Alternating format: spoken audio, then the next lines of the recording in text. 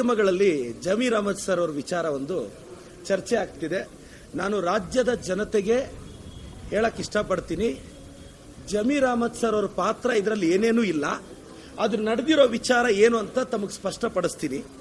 Sir, ಚಿಕ್ಕಬಳ್ಳಾಪುರದಲ್ಲಿ ಪೆರೇಸಂದ್ರ ಅಂತ ನನ್ನ ವಿಧಾನಸಭಾ ಕ್ಷೇತ್ರ, ಅಲ್ಲ ಜೋಳದ ಕಿಟ್ಟಿ ಅಂತ ಒಬ್ಬರು ವ್ಯಾಪಾರಸ್ಥರು ಇರ್ತಾರೆ. ಅವರು ಕೆಲವು ರೈತರ ಹತ್ರ ಜೋಳ ತಗೊಂಡು ಒಂದು 2 ಕೋಟಿ ರೂಪಾಯಿ ಅಷ್ಟು ಜೋಳವನ್ನ ಹೈದರಾಬಾದ್ ಮೂಲದ ಅಕ್ಬರ್ ಮತ್ತು ತಂಡದವರಿಗೆ ಅವ್ರು ಜೋಳ ಮಾರಿರ್ತಾರೆ. 3 ಜನಕ್ಕೆ ಜೋಳದ ಕಿಟ್ಟಿ ಅವರು ಅಕ್ಬರ್ ಅವ್ರ ಹತ್ರ ಅದು 2 ಕೋಟಿ ರೂಪಾಯಿ ಕಾಸು ಕೊಡು ಅಂದ್ರೆ ಅವ್ರು ನಾಳೆ ಕೊಡ್ತೀವಿ ನಾಳಿದ್ದು ಕೊಡ್ತೀವಿ ಅಂತ ವಿಳಂಬ ಆಗುತ್ತೆ.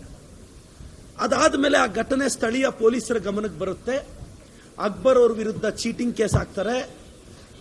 A1 A2 A3 ಆಗಿ 3 ಜನನು ಬುಕ್ ಮಾಡ್ತಾರೆ. ಒಬ್ಬರನ್ನ ಅರೆಸ್ಟ್ ಮಾಡಿ ಜೇಸಿಗೂ ಕಳಿಸ್ತಾರೆ. ಅವ್ರು ಬೇಲ್ ಮೇಲೆ ಆಚೆ ಬರ್ತಾರೆ.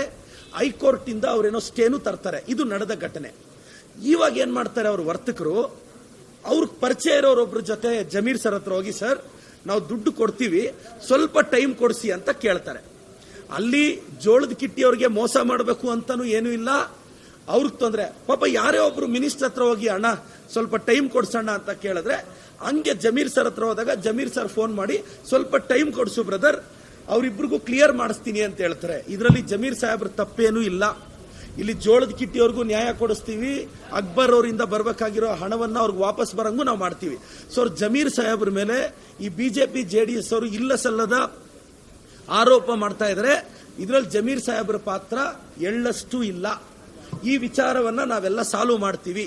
ನಾವು ರೈತರ ಪರ ಇದ್ದೀವಿ, ಜಮೀರ್ ಸಾಹೇಬ್ರು ರೈತರ ಪರ ಇದ್ದಾರೆ. ನಾನೇ ಒಂದು MLA ಯಾರಾದ್ರೂ ಬಂದು ಅಣ್ಣ ಒಂದು ಸ್ಟೇಷನ್ಗೆ ಒಂದು ಮಾತೇಳೋಣ, ಸ್ವಲ್ಪ ಟೈಮ್ ಕೊಡ್ಸಕ್ ಹೇಳೋಣ ಅಂದ್ರೆ ಸಹಜವಾಗಿ ಹೇಳ್ತೀವಿ. ಇಲ್ಲಿ ನಮ್ಮ ಜಮೀರ್ ಸಾಹೇಬ್ರ ಬಗ್ಗೆ ದಯವಿಟ್ಟು ಬಿಜೆಪಿ ಜೆಡಿಎಸ್ ಅವರು ಇಲ್ಲ ಸಲ್ಲದ ಆರೋಪ ಮಾಡೋದು ನಿಲ್ಲಿಸಬೇಕು ಅಂತ ಕೇಳ್ತೇನೆ ಸರ್.